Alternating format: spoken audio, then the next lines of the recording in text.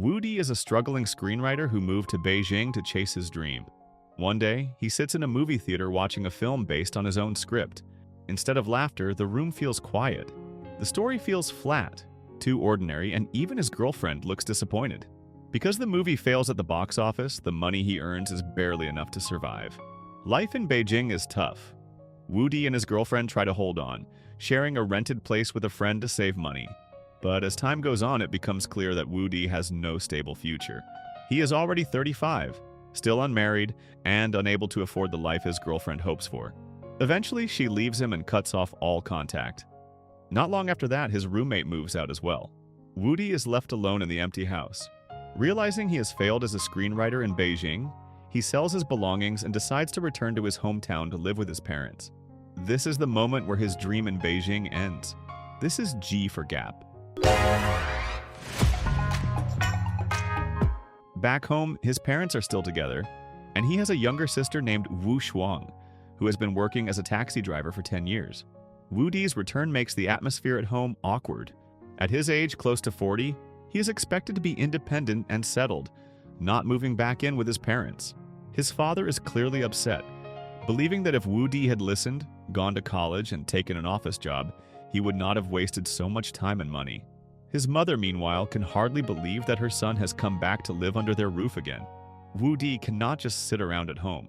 The next day, Wu Shuang gives him a ride to a job interview while she is working her taxi route. But finding a job turns out to be painfully difficult. Interview after interview ends in rejection, mostly because of his age. On top of that, he only finished high school and has no practical skills beyond writing. His father even tries to help by asking friends for job opportunities. Unfortunately, those companies are also struggling financially, making it almost impossible to hire anyone new.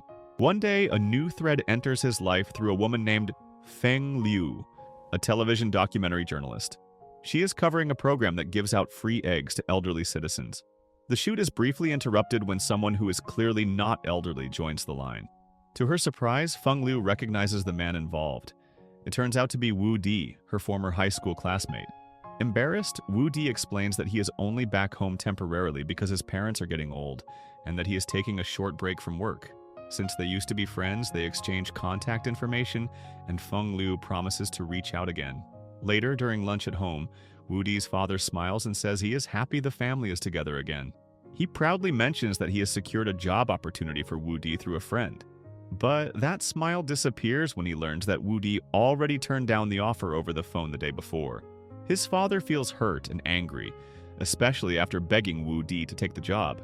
The lunch quickly becomes tense and uncomfortable. With no work to do, Wu Di spends his time helping his mother with grocery shopping. At the supermarket, Wu Di's mother points out an old elementary school friend of his. The man now works as a supplier for school goods. The profit is small, but he has a home, a stable life, and a family. Seeing that only makes Wu Di feel even smaller. Shopping also comes with a familiar routine. His mother always spends a few minutes sitting on the massage chairs being sold there, so often that the saleswoman already recognizes her. When she is done, Wu Di quietly asks about the price. He already knows he cannot afford it. After leaving the supermarket, Wu Di receives a message from Feng Liu asking to meet. She takes him to a place where they used to hang out back in high school. They walk and talk, and Wu Di still refuses to admit that he failed in Beijing. He claims he has plenty of script requests and insists that he does not write for money. Feng Liu, on the other hand, chose a steady path as a journalist. She has a child and is already divorced from her husband, who was also one of their old school friends. She suggests turning Wu Di into the subject of her documentary, presenting him as someone who moved to the capital and succeeded. Wu Di refuses at first, but Feng Liu keeps pushing, and he feels too uncomfortable to keep saying no. Back at home, while cleaning Wu Di's room, his mother finds a script he wrote. She puts on her glasses and starts reading. To her surprise, she is genuinely entertained by her son's writing. Later, Wu Di asks his mother to lend him 2,000 yuan. Around the same time, filming for the documentary begins with Feng Liu and her cameraman. In front of the camera, Wu Di is not being himself. What he says does not match reality, and Feng Liu can clearly see it. There is even a moment where Wu Di is shown giving his mother money to buy something, even though that money originally came from her. People around him, including family members and those who know him, also share their thoughts about Wu Di on camera. His father, however, struggles to say anything positive, because in his eyes, Wu Di is a man who failed. After gathering enough footage, Feng Liu shows it to her boss. After watching it, he rejects the project. To him, it is just a collection of unclear stories, and Wu Di has not achieved anything in Beijing. On another day, during a meal, Feng Liu mentions that Wu Di's mother showed her the script he wrote. She suggests that instead of a documentary, Wu Di should make a film based on that script. Wu Di refuses, saying that making a film is far more difficult than shooting a documentary. Feng Liu warns him that if he is still a loser at 40, he will stay a loser forever. Those words hit Wu Di hard. Feng Liu's cameraman then offers to help make the film. He suggests shooting it in black and white, using long takes and extended scenes. While the film is being made, Feng Liu plans to keep documenting Wu Di's journey throughout the process. With that plan in place, Wu Di decides to use his parents' house as the main setting. He starts making small changes to the house. His mother fully supports the idea, and so does Wu Shuang. His father does not. Knowing Wu Di has no money, his mother points out a stash of cash hidden in a book inside the wardrobe. She says it is money his father took from her anyway, and Wu Di should use it. If he does not, she will take it herself sooner or later. Not long after, filming finally begins. All the equipment is moved into the house, and Wu Shuang joins in as part of the crew. Problems quickly follow. The actor Feng Liu, originally contacted, suddenly cancels because of another project. With no other choice, Wu Di asks his mother to help recommend a local actor. That is how they end up with a man named Li Yuan. In reality, he has no steady work, but he carries himself like a busy professional actor. Even so, he agrees to take the role in Wu Di's film. With the male lead secured, they still lack a female actor.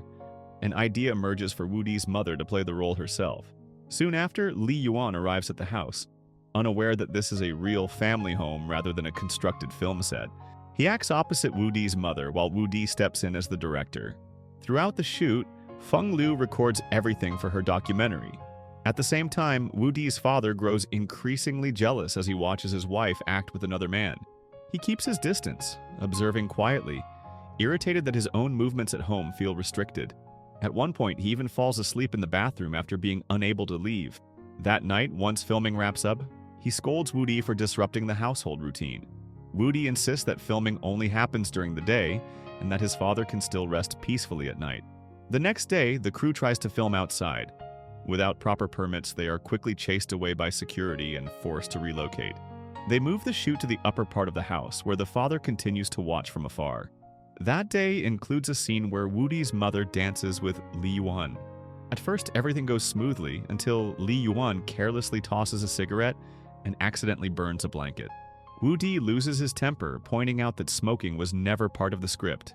According to the plan, there should be no romance until the final scene. Because of the incident, filming is paused. The tension finally spills over when Wu Di's father admits he feels deeply hurt watching his wife with another man, especially knowing the footage will be seen by many people. Wu Di argues that the film could become a masterpiece, but his father sees it as a reenactment of a family scandal.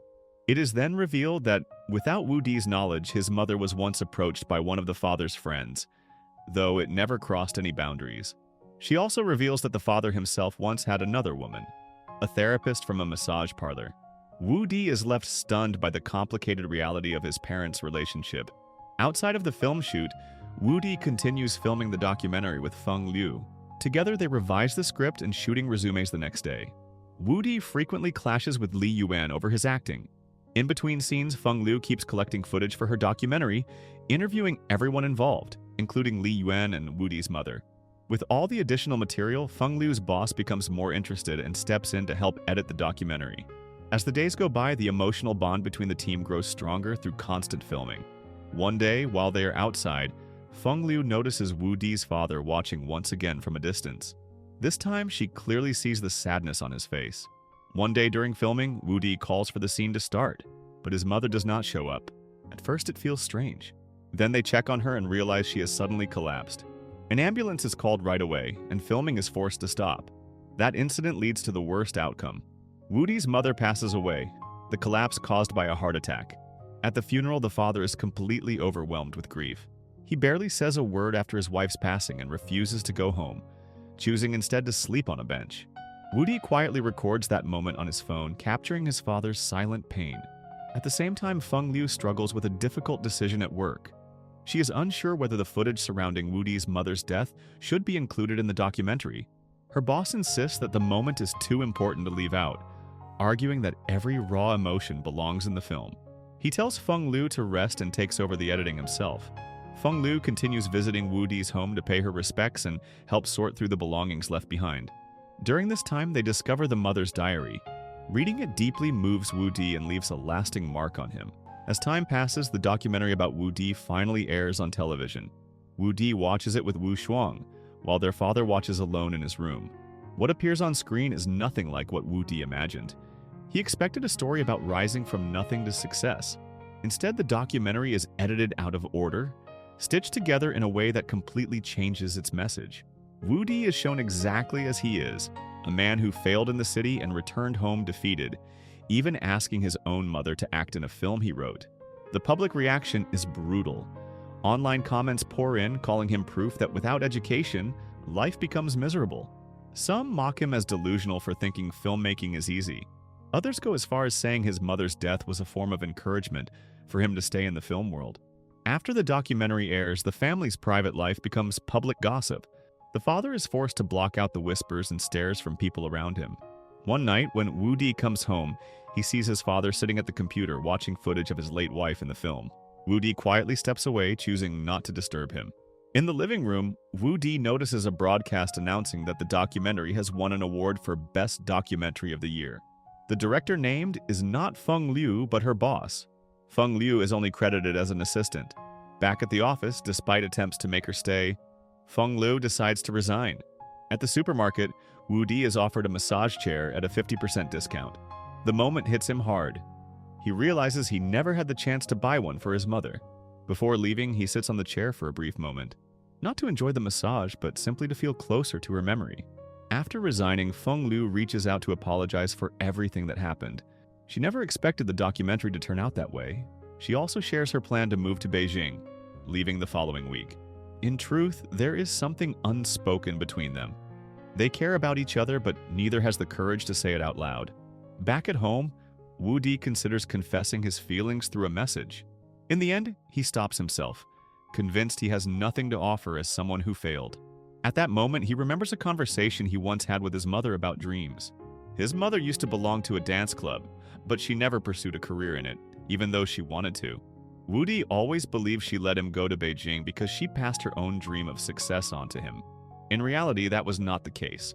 Whether in Beijing or at home, she simply believed that Woody could follow his own path. Woody is still afraid of failing again. His mother once told him about a friend who became financially successful but later developed cancer.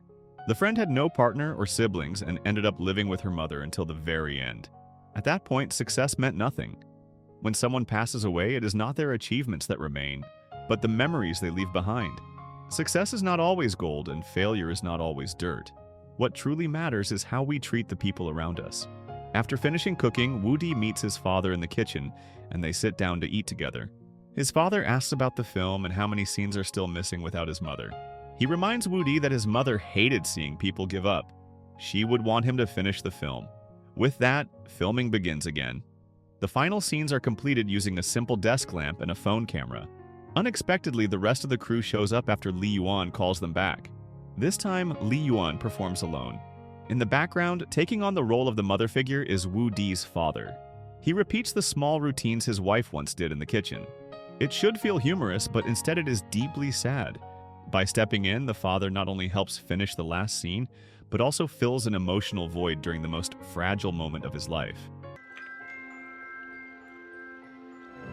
看，